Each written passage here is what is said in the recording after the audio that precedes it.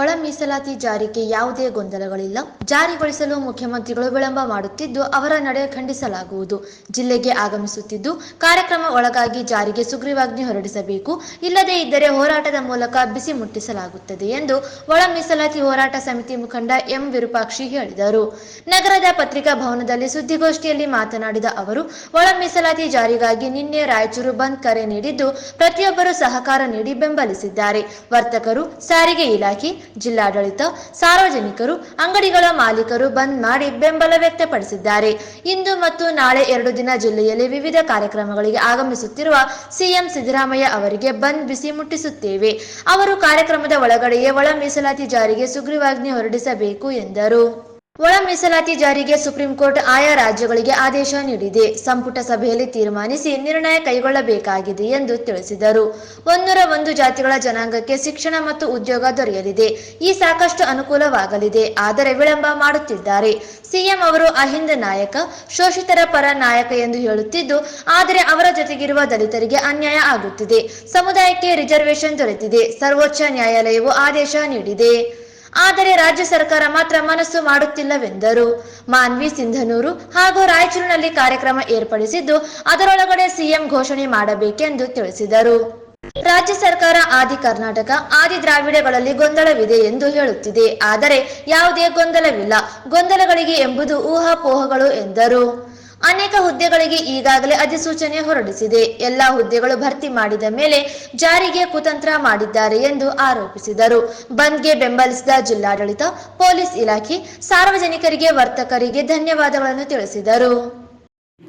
ಉದ್ಯೋಗ ಇನ್ನಿತರ ಹಲವಾರು ಕ್ಷೇತ್ರಗಳಲ್ಲಿ ಅನುಕೂಲ ಆಗ್ತದಂತಕ್ಕಂಥ ನಿಟ್ಟಿನಲ್ಲಿ ಈ ಒಂದು ನಿರ್ಣಯವನ್ನ ಮಾಡಿ ಅಂತಕ್ಕಂಥದ್ದನ್ನ ನಿನ್ನೆ ನಮ್ಮ ಆಕ್ರೋಶ ಆಗಿದೆ.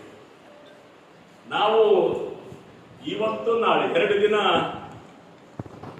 ಮುಖ್ಯಮಂತ್ರಿಗಳು ಬಹಳ ದೊಡ್ಡ ಮಟ್ಟದಾಗಿ ನಾನು ಶೋಷಿತ ವರ್ಗಗಳ ನಾಯಕ, ಹಿಂದುಳಿದ ವರ್ಗಗಳ ನಾಯಕ, ಅಹಿಂದ ನಾಯಕ ಅಂತಕ್ಕಂಥ ಮಾತನಾಡಿದ್ದಾರೆ.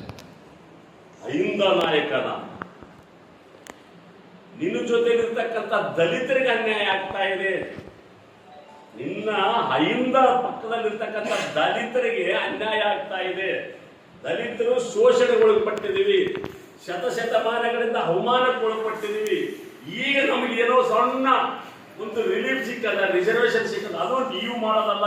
ಈ ಸರ್ವೋಚ್ಚ ನ್ಯಾಯಾಲಯ ಮಾಡಿರ್ತಕ್ಕಂಥದ್ದನ್ನೇ ನೀವು ಜಾರಿಗೆ ಮಾಡಲಿಕ್ಕೆ ನಿಮ್ಗೆ ಏನಾಗಿದೆ ದಾಳಿ ಅಂತಕ್ಕಂಥ ಪ್ರಶ್ನೆಯನ್ನು ನೀವು ಕೇಳಿದಿರಿ. ಈ 2 ದಿನಗಳ ಪ್ರವಾಸದಲ್ಲಿ ಮಾನ್ಯ ಸಿದ್ದರಾಮಯ್ಯನವರು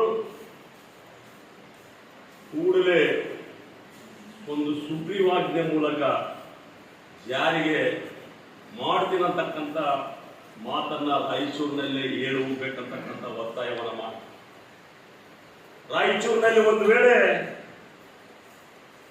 ಅವರು ಘೋಷಣೆ ಮಾಡಲಿಲ್ಲ ಅಂತಂದ್ರೆ ರಾಯಚೂರಿನ ಪ್ರತಿಭಟನೆಯ ಕಾವನ್ನ ಎದುರಿಸಬೇಕಾಗ್ತಕ್ಕಂಥ ಎಚ್ಚರಿಕೆ ಕೂಡ ತಮ್ಮ ಮೂಲಕ ನಾನು ಕೊಡ್ಲಿಕ್ಕೆ